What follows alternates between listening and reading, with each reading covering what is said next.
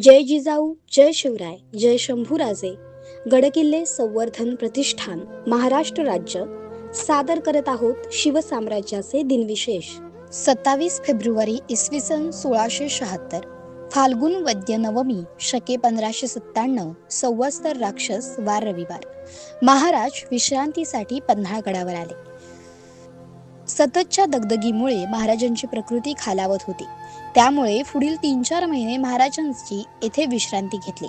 मात्र या काळातही बंकाजी फर्जद याने अथणी भुईसपाट केली व बेळगावात आदिलशाहीची मुजोरी मोडून काढली.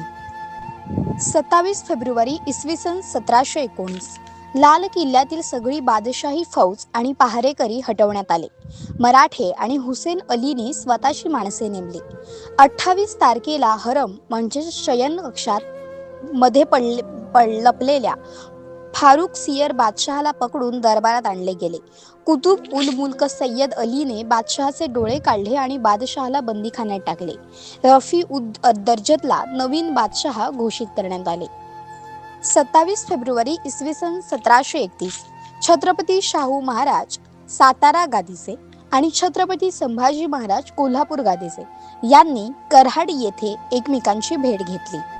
27 फेब्रुवारी इसवी सन 1740, नासिर जंग हा निजाम उलमुल्काच्या 6 पुत्रांपैकी एक पुत्र.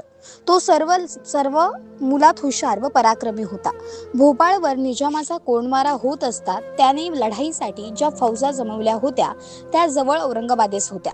भोपाळ येथे निजाम पेशवे तहा झाल्यावर नासिर जंगाची स्वारी दिल्लीस आली. त्यावेळी निजाम दिल्लीस होता. तेवढ्यात मराठ्यांनी पोर्तुगीजांकडून वसई काबीज केली. भोपाळच्या पराभवाचा वचका श्रीमंत बाजीरावांविरुद्ध छत्रपती शाहू महाराजांचे कान फुंकून त्याने त्यांच्यात तेढ निर्माण करून काढावयाचा असे निजामाने ठरवून त्यासाठी आपला हस्तक सुमंत या साताऱ्यास महाराजांकडे पाठवले. पण बाजीरावाविरुद्ध महाराजांचे मन कलुषित झाले नाही. एवढ्यात निजामाच्या वहाड प्रांतावर रघुजी भोसल्याने हल्ला करून तो प्रांत बळकावला. याचा सूड घेण्याचे मनात आणून नासिर जंगाने जमवलेल्या फौजेनिशी सन 1739च्या अखेरीस गोदावरी नदी ओलांडून मराठ्यांच्या मुलुखावर चढाई केली. थोड्या दिवसांनी चिमाजी अप्पा व बाजीराव पेशवे नासिर जंगावर चालून गेले. पुढे काही काळ उभयंतांची रेटारेट होऊन बाजीरावांनी नासिर जंगास औरंगाबादेपर्यंत पिटत नेले. तेव्हा तो तहास तयार झाला.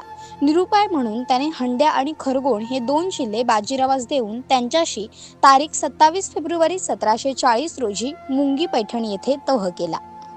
27 फेब्रुवारी इसवी सन 1758, अहमदाबाद समझोत्याने मराठ्यांच्या ताब्यात आले. अहमदाबाद मराठ्यांच्या ताब्यात आल्यापासून मुसलमानी सत्ता नाहीशी झाली. मराठ्यांची म्हणजे हिंदूंची सत्ता गुजरातेवर सुरू झाली. 27 फेब्रुवारी इसवी सन 1854, लक्ष्मीबाईंचे पती गंगाधर यांचा मृत्यू झाला. त्यानंतर 27 फेब्रुवारी 1854 रोजी लॉर्ड डलहौसीने दत्तक कायद्यांतर्गत दामोदरराव यांचे दत्तकत्व अस्वीकृत असण्याचे सांगितले. झाशीच्या ब्रिटिश राजवटीत समावेश करावा अशी डलहौसीने घोषणा केली. लक्ष्मीबाईंनी हा प्रस्ताव फेटाळून लावला आणि इंग्रजांविरुद्ध युद्ध पुकारले.